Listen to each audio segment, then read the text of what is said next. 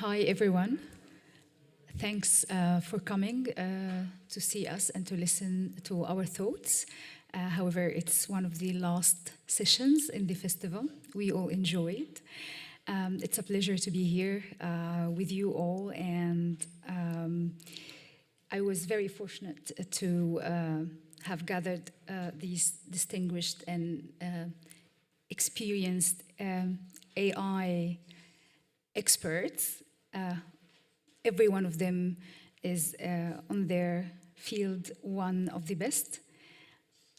Please welcome me, help me to welcome Daria Minsky, is a Belarusian media manager and the founder of several independent magazines operating in exile. She's also developed and still develops AI tools to support newsrooms under repressive regimes.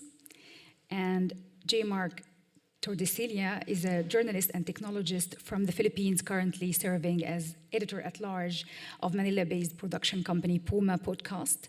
He was a Nieman Fellow at Harvard, where he began building AI tools for newsrooms in developing countries. He spent nearly a decade as editor-in-chief and head of digital media for the Philippines' top news organization. And from Berlin online joins us Dr. Nakima Steffelbauer. She wears many hats, but today she joins us as a public educator, CEO, and founder of Frauenloop, a nonprofit in Germany that trains immigrant and refugees women in computer programming skills. And as an advocate for explainable AI, she's a core participant in the Decolonizing Digital Rights Initiative and a program associate at the Edinburgh Futures Institute. And me, I'm Wafal Badri. I'm a journalist, editor, and a technologist. I'm now pursuing my master's degree in cyber psychology, focusing on trust, AI, public interest technology, and audience-centered storytelling. Thank you so much. Well, as a storyteller, could you please show us the slides? As a storyteller, I like always to start with a story. If you recognize what's here in the photos, on the left side, this is an old, traditional water system, and this person is serving waters to homes in Egypt, and his name, or the name of his profession was Saka. And on the other side, this is a tap water system. Egypt's modern piped water supply system began in the 1860s and was initiated by private European companies. Egyptians resisted this change due to perceived imperial control and the influence of European financial interests. Cairo residents, accustomed to the traditional water management, were unhappy with the new systems, citing economic exploitation and concerns about water quality. They were so unhappy and dissatisfied that they began to sing songs against the French company which implemented the system, criticizing the taste of the water and how this company is exploiting them. Yet in this century, people use and rely on tap water. But looking at large at the continent of Africa, approximately 29% of Africa's population, over 335 million people, lack access to basic drinking water. The world relies heavily on these supply systems at the moment. Why this story? Actually, we are here to listen and talk about AI, why I'm telling you about the water and the water systems, because it's a story of resistance to a beneficial system, highlighting the importance of who creates the systems and who loses by these systems. I'm going to share with you some facts why AI implementation generally has a massive gap in Africa. Technical, language, ethical, bias, governance, and over-reliance on imported solutions. Imagine how Africa can do AI when average broadband costs exceeding 20% of monthly income in many, not only Africa, global South countries. training a large language model like OpenAI's ChatGPT consumes nearly as much as annual consumption of about 130 US homes. Generative AI to account for 1.5% of the world's power consumption by 2025. At the same time, roughly 600 million people in sub-Saharan Africa lack access to electricity, and 1 in 3 people in Africa face water scarcity. And remember, building data centers require cooling systems. Coming back to our domain, to journalism, a recent survey by Thomson Reuters Foundation found that 81% of the journalists in the Global South use AI tools, with 48 employing them daily for drafting, editing, and research. This is how much and how far we are in relying on these systems. I will leave the space now for my colleagues to share some remarks, and then we will come back to a discussion, and we will open the stage for you also to ask us some questions. J. Mark, would you please start? Yes, thank you for that introduction, Wafa. And I'd like to thank everyone here. We're the last people between you and your glass of Aperol this evening, so thank you for joining us this afternoon. This is the last session of the English sessions for the festival, so should be the best AI presentation. We're going to try not to talk about, turning articles into bullet point summaries. But I thought when Wafa presented the story, when she told us the story, I thought it was the perfect metaphor.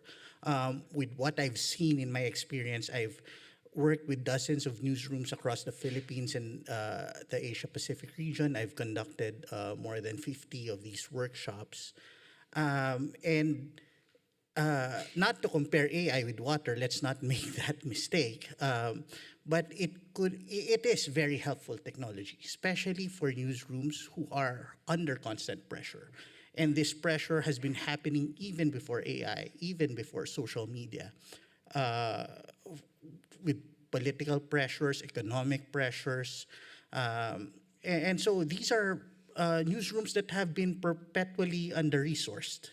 And so whatever help they could get, they should take. And so a lot of the work that I've been doing has been trying to demystify the technologies, to rid them of that fear, while also exposing the hype, to make sure how they could figure out how to use it in their own operations. And what's funny is, for the longest time, we weren't represented in the data that was available in commercial systems. In 2022, I was part of a big newsroom in the Philippines, and I worked with newsrooms from Paraguay and Argentina.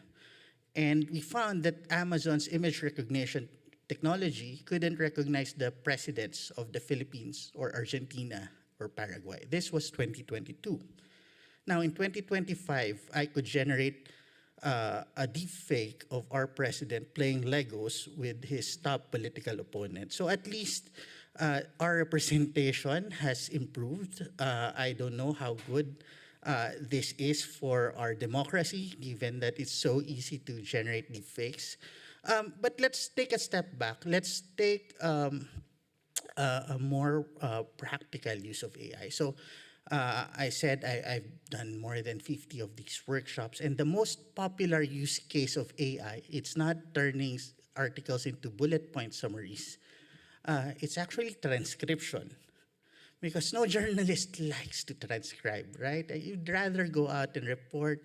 If you're the editor, you'd rather figure out the angles for your stories. Now, for the longest time, it's a problem that big tech took for granted. You could get great summaries in transcriptions in English, but you couldn't get them in Filipino. With generative AI, now you have great transcription in Filipino. But if I go to regional newsrooms across the Philippines and across the rest of Asia, transcription tools are useless, because they are low resource. They use low resource languages, And so there's an extra barrier for them. And it's not a priority for big tech to support these languages. So it becomes, to Wafa's story, they don't even have access to the water systems that allow them to take full advantage of these systems. And so there's that technical barrier for these newsrooms to overcome because they're not big priorities by big tech. I've also talked to them about the potential of democratizing access to data. So one of my big projects is I put the whole Philippine national budget into an AI, a custom GPT. And so now they could do investigations by just asking the chatbot about details about the national budget. And it took me about 6 months developing it in my free time for $20 a month. And so if I had to do it myself without an engineered solution, it would have taken me tens of thousands of dollars to create that. But with generative AI, I was able to do it for $20 a month. My problem back home is that no one has been using it because they can't afford to pay $20 a month to access ChatGPT. They'd be like, oh, it costs more than a Netflix subscription. And so these are sort of paradoxes when it comes to access to AI technologies. And so I think there needs to be a lot more collaboration, a lot more imagination in how we design these systems, and to figure out how those newsrooms that really need any help they could get have access to these technical solutions. Thank you so much. I think I didn't show your last slide. Daria, please go ahead. That was so cool. Yeah, a lot of my thoughts resonate a lot with what you said. I'm from Belarus, so I feel like an imposter here because Belarus is technically not a global south, but because of my personal experience, I deal a lot with exiled newsrooms. I'm a founder of Displaced Media myself. I interviewed a lot of newsrooms worldwide, and we are very different, but we share a lot of similarities with Cubans, Venezuelans, Nicaraguans, Burma, Syria. The problems of exiled media are like almost identical. And what I see right now going on in the States and some of the Western democracies, unfortunately, I see the trend that our expertise is going to be more in demand. So, like all these attacks on First Amendment and academic freedom, we're experiencing a huge deja vu. In terms of acceleration of AI and implementation of AI in independent and exiled media, there are like 3 main points that I wanted to emphasize. And of course, we cannot avoid the topic of budget because it affects a lot, innovation and R&D. And after, so-called Doge dismantle USAID, I'm pretty sure all of you know that the amount of available funds decreased radically, and it affected all the newsrooms, but especially it affected exiled ones, because they cannot rely on the local market. They completely cut off from those markets. They cannot receive donations from inside the country because those who donate would be sent to prison. They rely almost 100% on media development organizations and their support. And what I'm seeing now, after talking to a lot of those newsrooms, it's literally a quote: "We don't have any money to spend, at all." And when 2 or 3 people left from the newsroom, to do work of the whole team, AI is not a luxury. Is not something optional. It's a survival tool, and they don't have time to develop sophisticated AI policies, ethics or roadmaps. They use it just to compete with other newsrooms for very, very little funding left. So. It's a very rocky road, and unfortunately, they stick to free models, usually free tools, because ChatGPT Team Plus plan $25, which is low for maybe American newsrooms, but for exiled ones, they just cannot afford it. So with free models, of course, there are a couple of problems. First is the tone of voice. Second, it's a privacy issues. And with the tone of voice and the values, there's an interesting example from my own context. For example, in Belarus, spelling is political, right? It's a heavily loaded topic, and just a difference of one letter can signal different things. Either if you pronounce in a certain way the word Belarusian, you can signal that you're like a Russian imperialist or like Lukashenko lover, or you are a democratic person like that, has a certain sense of national identity. Just one letter difference. And also independent media, for example, they don't call Lukashenko president after rigged elections in 2020. And LLM's just not aware of that fact, right? So they just use generic knowledge. And a lot of, whatever LLM spits out is just not usable for local journalists. And how do you deal with this problem? You build RAG, you use your archive, you teach the model to use your tone, like how to spell things, like you have to engage in the pretty sophisticated prompting. And that involves a certain technical expertise and a learning curve, and those newsrooms are just not in a position to do so, they are in a survival mode. And so just as an example what can be done and what I've been doing for the past several months, I've been building a tool with Thomson Foundation for a pilot batch of exiled newsrooms that would allow, first of all, do very specific news monitoring. For example, tools like Perplexity or OpenAI Search, they completely disregard local sources, right? Like Telegram channels, which is like pretty big in Eastern Europe. And we allowed to monitor this type of very, very specific contextual sources. We allowed to upload certain archival data, historical data, fine-tune your voice, and then based on all of those components, we generated drafts for newsrooms to then work on it further. And of course, it's a huge time saver.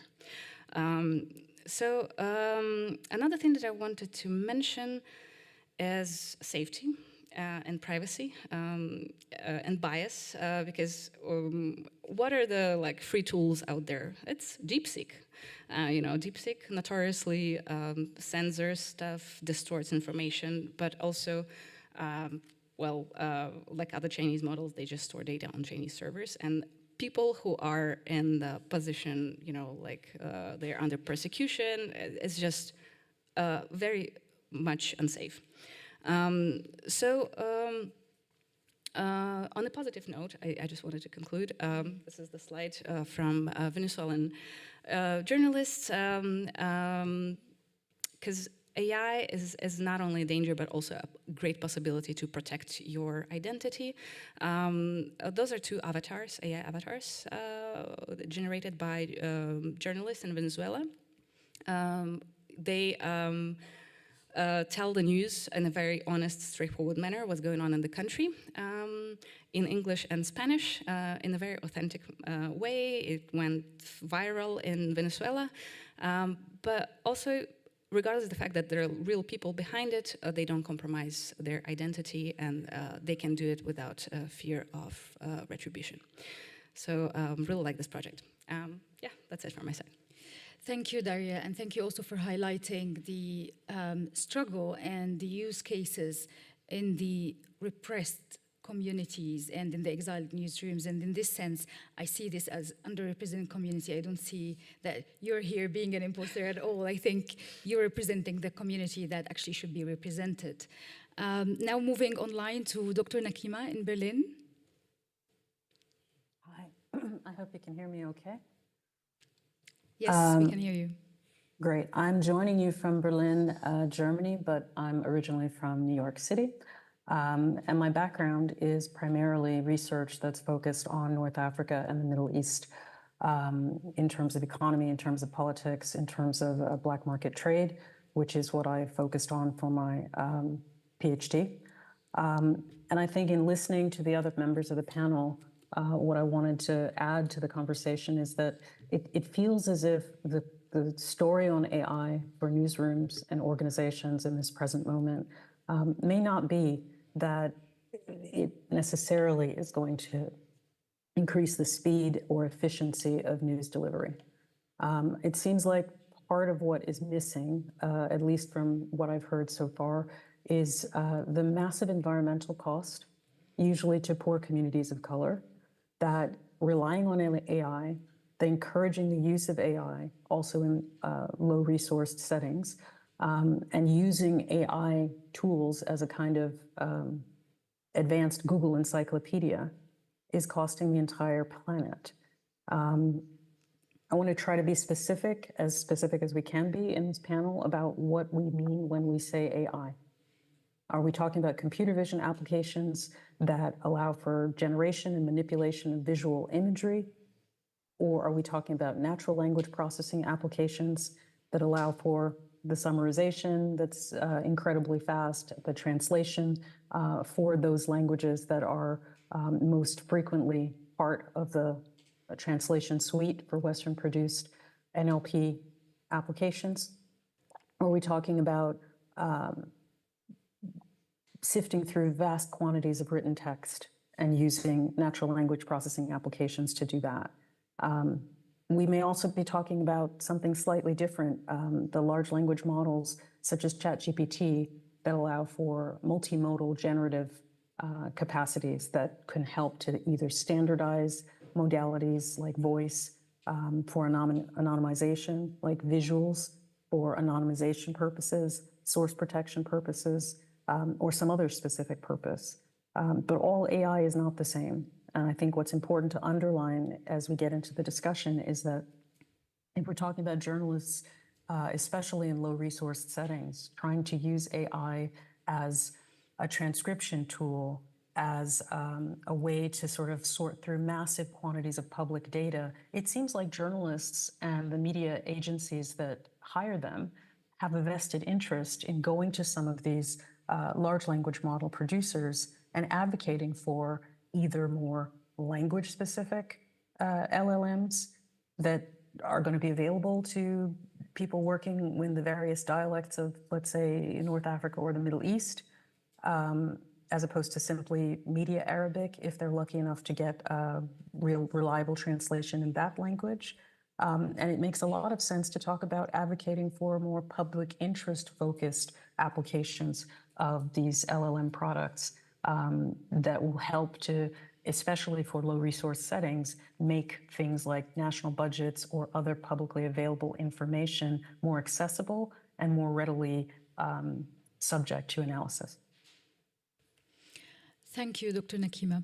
So, starting from the point that you just mentioned, 14 major publishers are suing AI startup Cohere, and many others are overwhelmingly major publishers are actually making contracts with other AI companies. So it seems that AI is kind of polarizing the publishers' environment. How does it do for us as journalists? And let's start the conversation with this. Is AI polarizing us?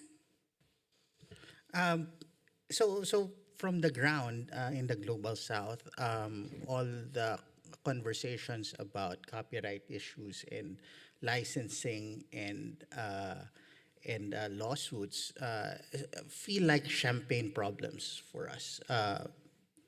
Our data isn't in those systems. We're not well represented. No one's going to us to sign licensing deals, right? And we don't get any support either from the public interest community. A lot of the programs in these areas to get newsrooms to experiment with technologies that could help them in their reporting they're funded by big tech. And I don't know how much you can blame a struggling newsroom for taking that deal or embracing that deal if it's going to make their lives better.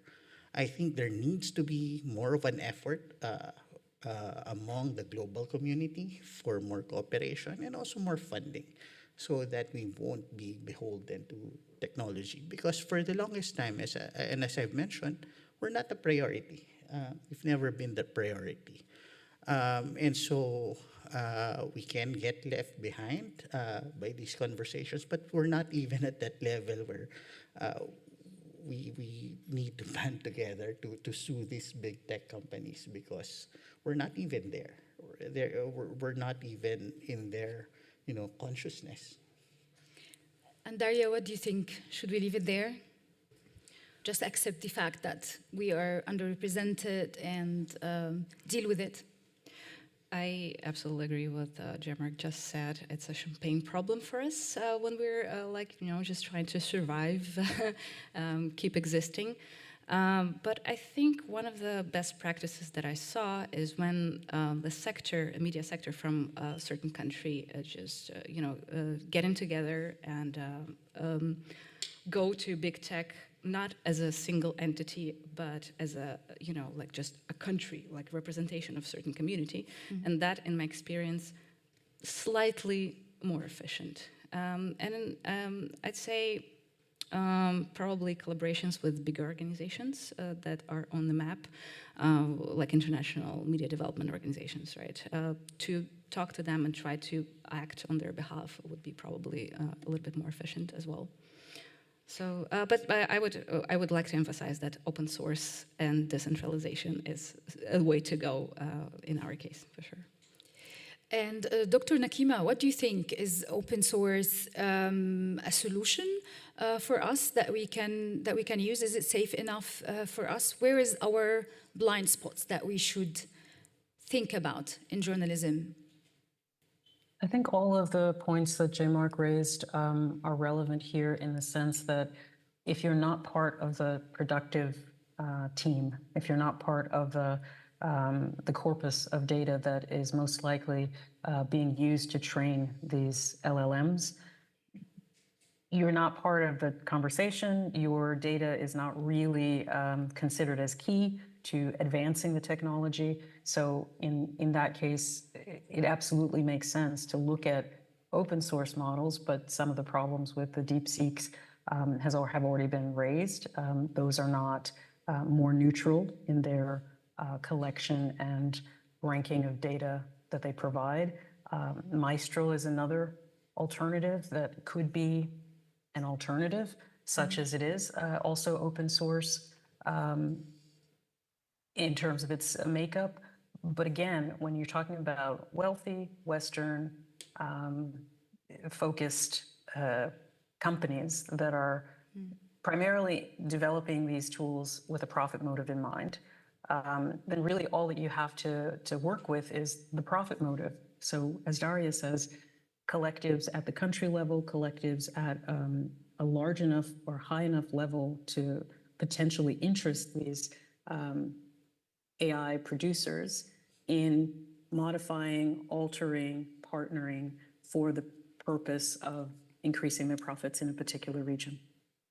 That seems like the most obvious way to go, but I don't think that using an open source LLM versus a closed source LLM makes much of a difference if you're talking about gaining access to automated data processing and prediction services that is going to be more tailored to the needs of the global South. That doesn't exist. Mm-hmm. Of course. Yeah, I agree with what Dr. Nakima said, and I think there's going to be a lot of value in trying to empower newsrooms in the global South to figure out their place in this ecosystem.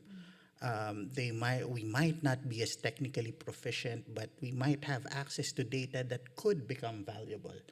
I talked about languages and low resource languages, and newsrooms, community newsrooms in rural areas across the world might be in the best position to build those data sets. And what they would need to do is to have the technical support to compile those data sets. And now they have something valuable that they could negotiate with, not just with big tech, but also everyone who's looking to develop these tools. So for example, in the Southeast Asian region, Singapore is developing its own LLM based on Southeast Asian languages, which is nice that they're doing that.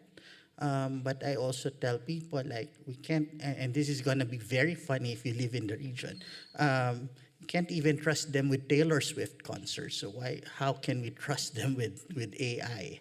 But if you have that data set, now you have a bargaining chip to when you talk to Singapore and when you talk to Google and when you talk to Microsoft, even when you talk to DeepSeek. There was a lot of freaking out, especially in the Philippines. We have a lot of geopolitical tensions with DeepSeek. So people were asking me, should we trust DeepSeek? And I laughed because, well, we shouldn't trust Google either. We shouldn't trust OpenAI either. And so I think there's a need to have those efforts to empower newsrooms to be part of that ecosystem, to figure out what bargaining chips they could have to be part of that conversation. Yes, and that actually leads to the next question. Because when I mentioned the story of the water tap, I didn't, of course, mean to compare water with AI. I meant to learn from the past and from history. And we have history in journalism and in the information industry with social media. And we relied so heavily on social media for distribution, for content. And look at us now crying out loud because social media has betrayed us, and the tech giants are doing what they want with the content, with the conversations. They kicked out the fact checkers. They are doing everything now according to their own rules, and we figured out that after years of relying heavily on them and on their grants and on their support and on the access that they allow us to have, that we can be left with nothing in 1 minute. How we can learn from this lesson when we are now relying on AI? Anyone wants to go? Please go ahead, Dr. Nakim. I think you hit the nail on the head by saying what we've learned from social media, which has kind of betrayed us and turned out to not be so free and so public as we thought. It's open to manipulation. It's constantly being kind of tweaked and controlled now with the removal of the fact checkers and such, and the inclusion of more, I think it was described as right-leaning viewpoints throughout various different feeds owned by the Meta empire. I think the lesson to be learned there and applied immediately towards AI is that all of these Western companies that are producing these tools and encouraging us to think of these tools as both indispensable and publicly available or close to publicly available at a fee, and everyone is using them, is kind of a ruse. It's the same ruse as we went through with social media. In reality, when you look under the surface, none of these tools are developed from globally available information. They're usually very targeted areas where these models scrape data from and learn or memorize what they're going to be able to regurgitate in the future. And so if you're not part of that process and you don't find, as J. Mark suggested, some way to down the line get into the process of developing the training data, contributing to the learning process of these AI models, then you really can't be surprised if at some point you discover, oh, none of the information that I'm referencing as the be-all and end-all of this subject is accurate. None of this is relevant. None of this is anything but a tweaked version of what is available digitally online in the West by companies that don't care about copyright. That's the reality of what we're dealing with the globally popular AI and relying on it as a source of truth or a journalistic source, to put it in different terms. Just to add to that, I would push back against the notion of casting everyone from the global majority as mere victims in social media. Perhaps civil society was, perhaps media was, but a lot of the bad actors on social media are coming from the global south. They use it very effectively, right? And so that's the lesson we should learn. We shouldn't automatically cast ourselves as victims, but as protagonists in this fight. And so I don't think it's deterministic. I don't think we're quite there yet.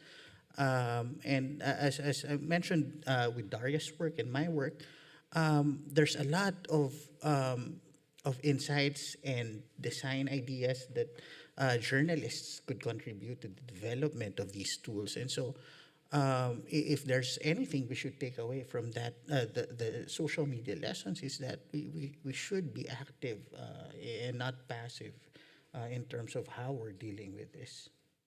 Yeah, so claiming the journalistic responsibility back to be able to even choose to be a bad actor or a good actor, you need to be seen. And I think it's early enough now that we start to talk about AI and our agency and our role in contributing to either build these systems or build our own systems, not to rely heavily on the imported systems. As you said, they don't really care about us, quote unquote.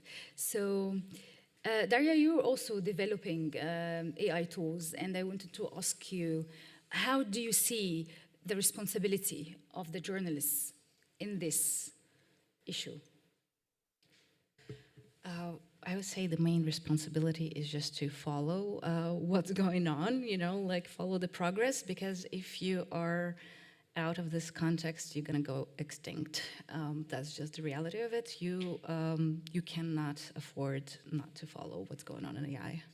And I think it's absolutely crucial to understand the capabilities of AI, what's possible and what's not, how LLMs are built, because the moment you understand how it works, its vulnerabilities, you know where exactly to look and where to verify, where like possible hallucinations may occur.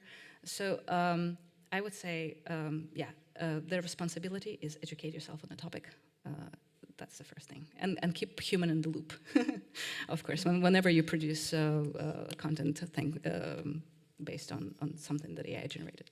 Yeah, I think we are now at the resistance phase of resisting AI and trying to understand and critically analyze these tools and their influence on the journalistic community and how we can use them.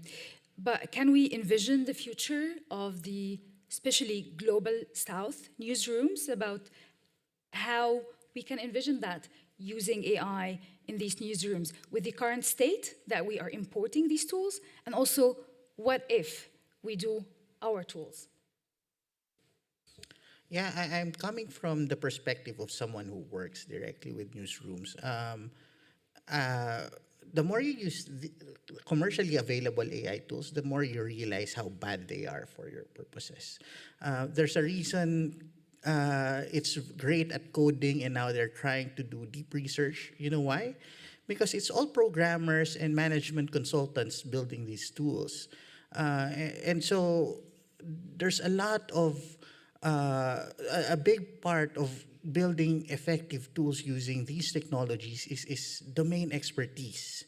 And so that's something that journalists could bring in developing these tools. The design and also the workflow. At the end of the day, we're going to be responsible for everything we publish. What we bring to the process is our accountability.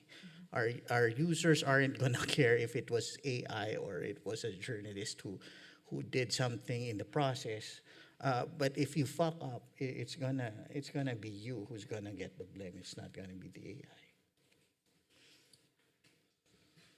Dr. Nakima, do you have a comment?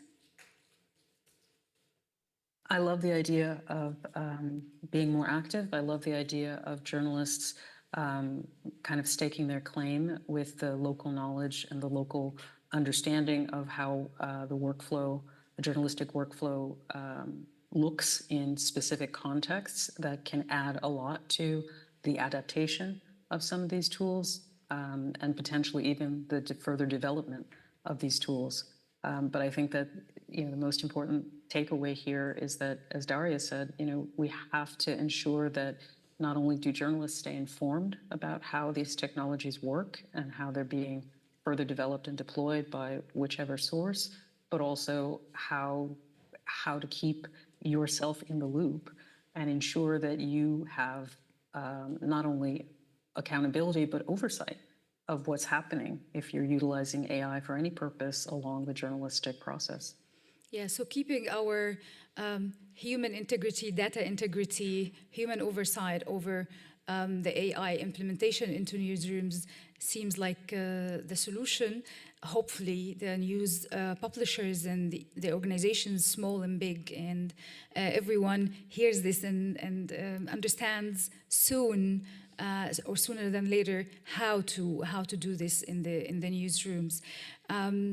I'm very happy now to open the Q&A for our attendees, and if anyone has a question, please go ahead, raise your hand.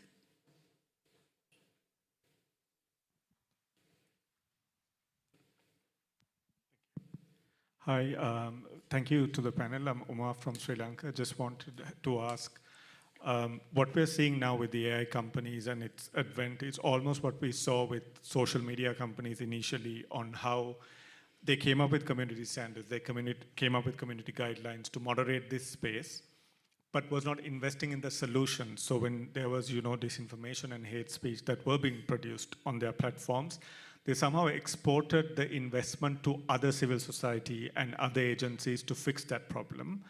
But over the years, then we actually returned to, as collective global south, or even users, saying, you need to invest in the solution. So when it comes to the AI companies, the question to the panel is, are we getting a bit ahead of the curve, trying to really innovate on our own as users or civil society or other actors? Not suggesting that we should wait until the AI companies actually invest in our own countries and our language models and get that data. But if they want to scale up, they really will need the data from us, right? And why are we actually getting ahead of the curve, finding our solutions on our own and investing it on our own when they should be the one who's doing it? Yeah, I have a simple answer for that. So the Philippines is always in the top 5 in the world in terms of ChatGPT users. And if you look at the Google Trends interest, it spikes when classes open and there's a big valley when classes end. So we're looking at an audience who would have grown up using ChatGPT or other AI tools as a source of information. So it's something that we should be concerned about. Necessarily, it's going to be dumber about Philippine issues as it compared to Western issues. And so that would be a big concern. We're all in the business of democracy, right?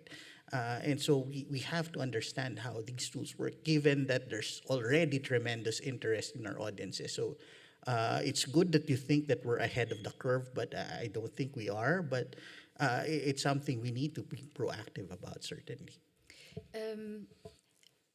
Remember the Microsoft head of AI, he said that the scrapping of the data should be a common understanding. And this just tells us as content creators, as journalists, that they are expecting to take our content for free to train the models. And the moment that we say, no, we might not give you this content, they were like, how? We took it for free all the time. So from one part, we need to make it clear that this is not a common understanding, that this is not for free, to protect not only our data, to protect our existence actually as an industry for journalism or for civil society. From the other side, from the people's perspective, I think our audience also don't expect, so there are some studies that shows that people read less the news that are 100% generated by AI. So we are talking since many years now about the engagement with our audiences, and if we are just not ahead of the curve enough, then we might also lose this engagement connection that we are trying to build since many, many years.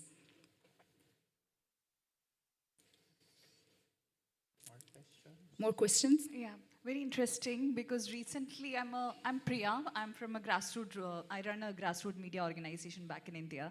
Recently, an organization reached out to us because we do content in very hyper-local languages. So they wanted data from us, and we got very confused as an organization. What should we do?